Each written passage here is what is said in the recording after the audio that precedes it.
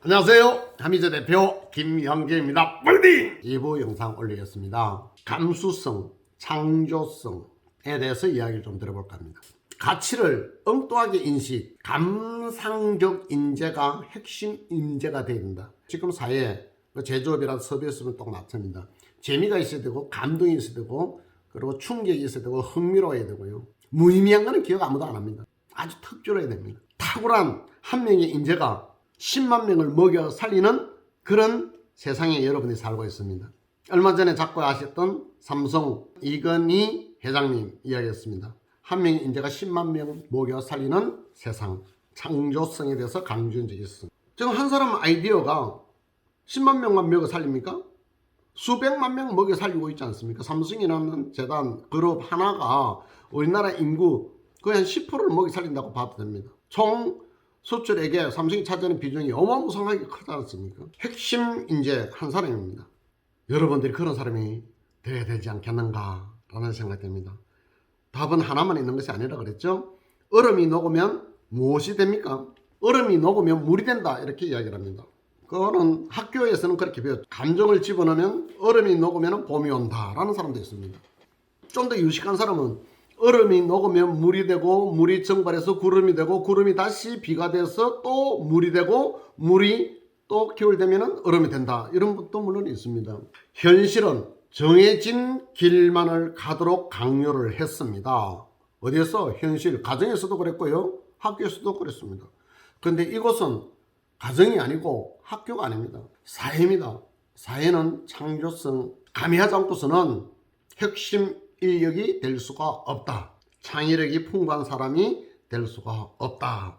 가정교육도 참 중요하다고 생각합니다. 학교 갔다 좀 늦게 오면 어디 갔다 왔느냐, 왜 거길로 왔느냐 따지고 그렇게 하지 마라, 위험하다, 그런 말 많이 들었던 부모한테 들었던 가정의 자식들은 사회에 나와서 뭐 감수성이라든가 창조성이라든가 창의력이라든가 그게 많이 결렬되고 그냥 시키는 일만 사무적으로 하는 그런 사람으로 한 생을 마감을 했을 것이라고 생각됩니다. 창조성, 실천력, 몸, 실험 정신으로 도전해라. 실패의 법칙, 라이트 형제는 805번 실패를 했다 그랬습니다.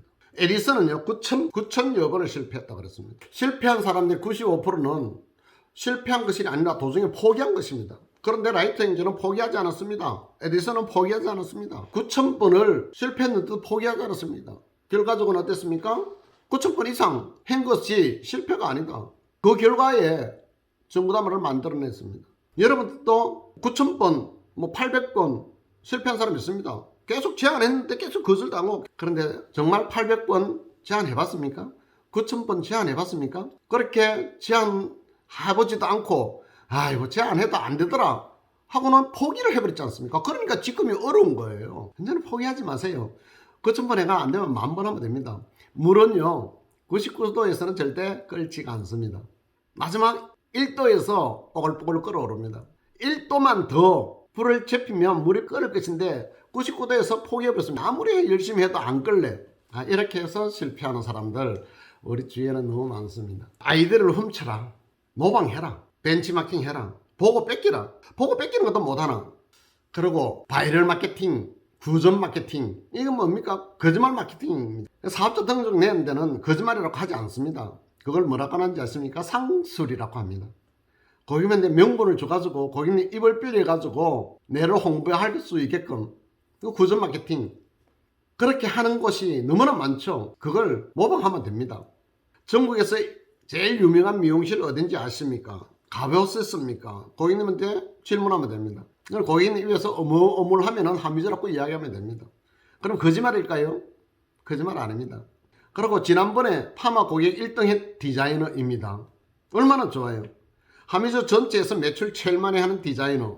매니저가 고객님이 잘하는 디자이너 소개시켜달라. 네 알겠습니다 하고 그냥 디자이너 순번대로 소개시켜주는 것이 아니고 순번 보고 만약에 1,000번이다 하면은 1,000번 모시고 가는 자리에서 이렇게 하면 됩니다. 지금 소개시켜드릴 디자이너가 1,000번 디자이너는 하미즈 전체에서 매출액을 1등하는 미용사다. 파마 고객 하는 고객 같으면 파마 고객 수가 작년에 제일 많았던 디자이너입니다. 이렇게 소개시켜 줘 보세요. 그러면 이게 구전 마케팅이 됩니다. 그것도 하러 왔다. 커터 고객을 갖다가 6번 디자인에 소개를 시켜준다. 그러면 매니저가 모시고 가면서 하미주 지금 롯데점의 6번 디자이너는 하미주 전체에서 커터 고객이 가장 많은 디자이너입니다. 이 말만 딱 하고 소개시켜주면 고객님 머리하고 나면 기분이 너무 좋을 겁니다. 하미주 미용실은 전국에 지금 100개가 넘지 않습니까? 아티클하고 홍단하고 다 합치면.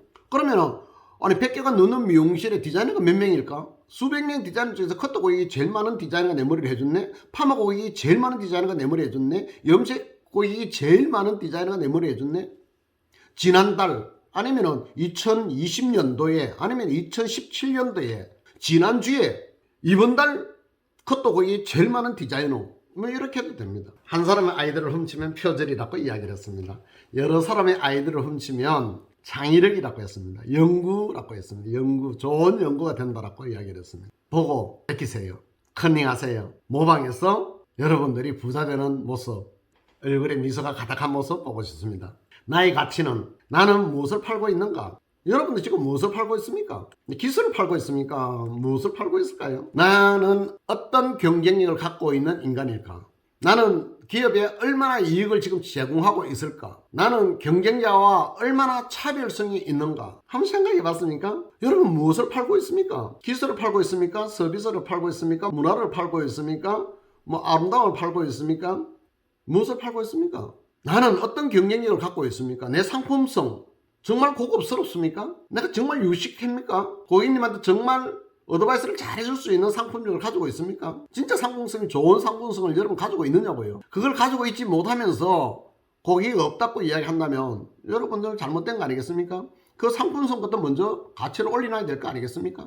기업에 얼마의 이익을 제공하고 있습니까? 내 생산성은 여러분 생산성을 끌어올려줘야만 기업의 이익도 넘길 거 아니겠습니까? 원장님 웃을 수 있지 않겠습니까? 여러분 생산성을 올려주지 않으면 금융을 올려달라고 이야기하면 망해라고 하는 거하고 똑같은 거 아니겠습니까? 옆에 있는 디자이너와 옆에 있는 미용실과 경쟁자와의 얼마나 차별성이 있는가? 정말 차별성을 가지고 있습니까? 고민해 봐야 됩니다. 가치 유지를 위해서 얼마나 혁신하고 있습니까? 여러분 정말 혁신하고 있습니까? 일신 일일신 하고 있습니까? 시대가 이렇게 변하고 바뀌고 있는데 이 시대에 맞게끔 마케팅을 하고 있습니까? 기술력도 물론 마찬가지입니다.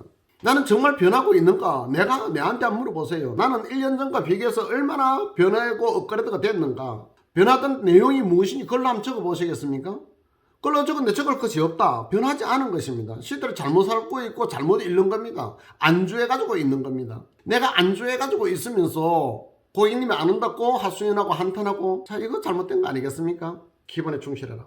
오늘날은 AI 시대라고 합니다. 서바이벌 시대라고 합니다. 불확실성의 시대라고도 합니다. 성자 독점의 시대라고도 합니다.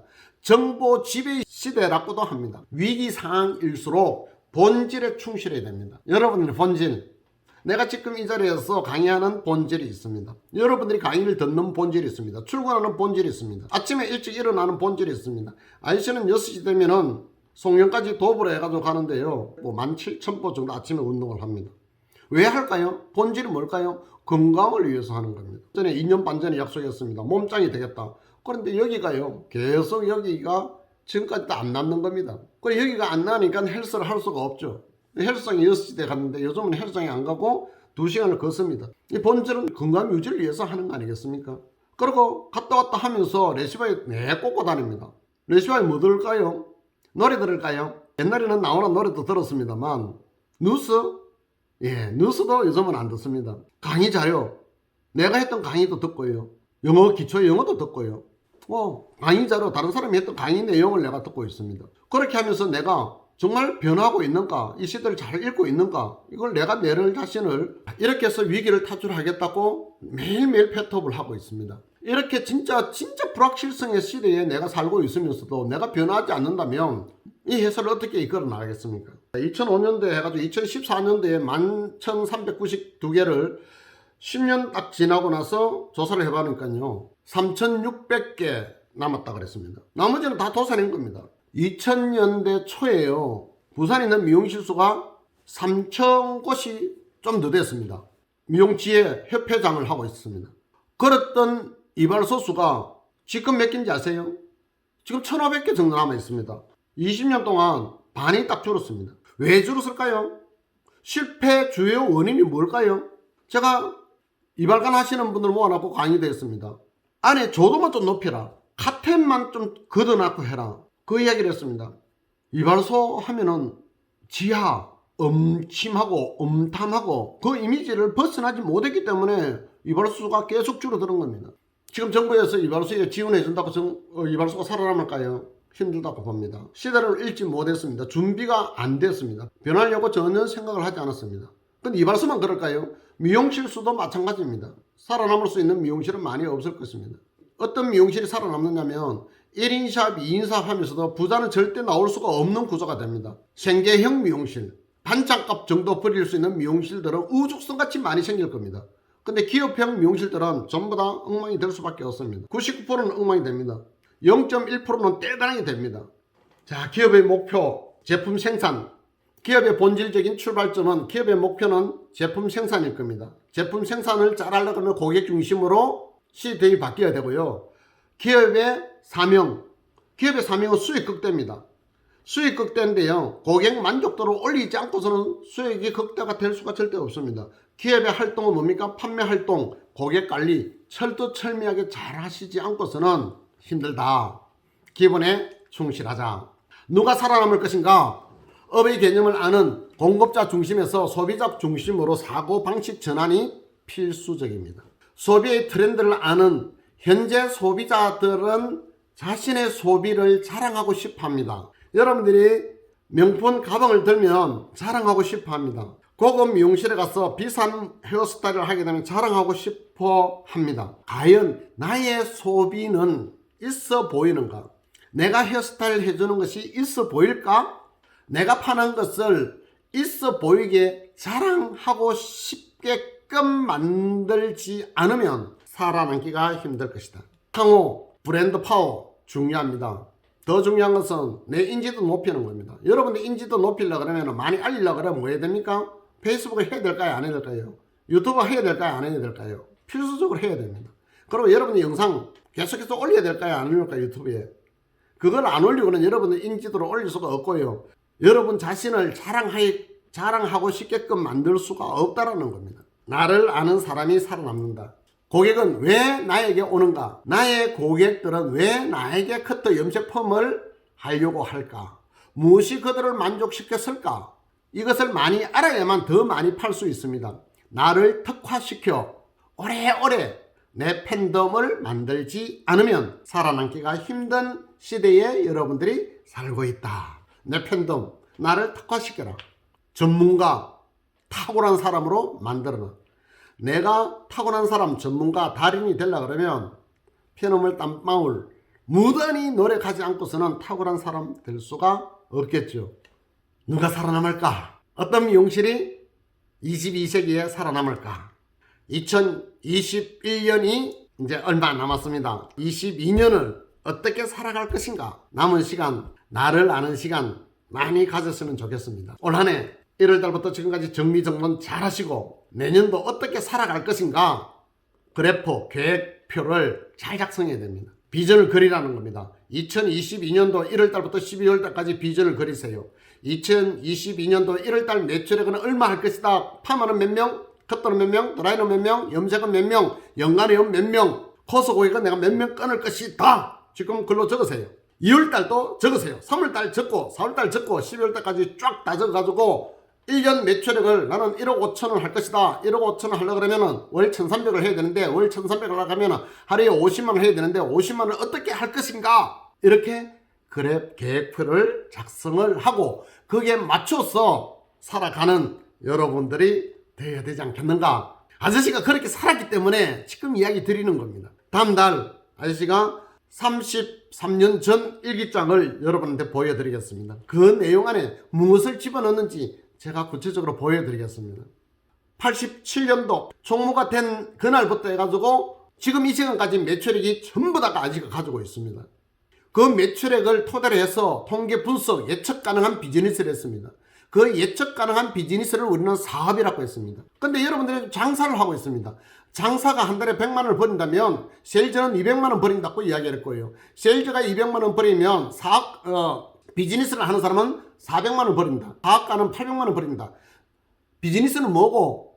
세일즈는 뭐고 장사는 뭐고 사업가는 뭔지 여러분한테 누누이 이야기 드렸습니다. 장사는 오면 해주면 장사하는 겁니다. 워킹고에 간판 보고 들어왔습니다. 그렇게 머리하고 왔습니다. 안녕히 가세요 했습니다. 그는 장사하는 사람입니다. 세일즈는 안 온다. 왜 안 오지? 알게 되겠네. 바깥에 가서 홍보해가지고 카톡 보내가지고 문자 보내고 친구들한테 전화해가지고 오게끔 만들었어.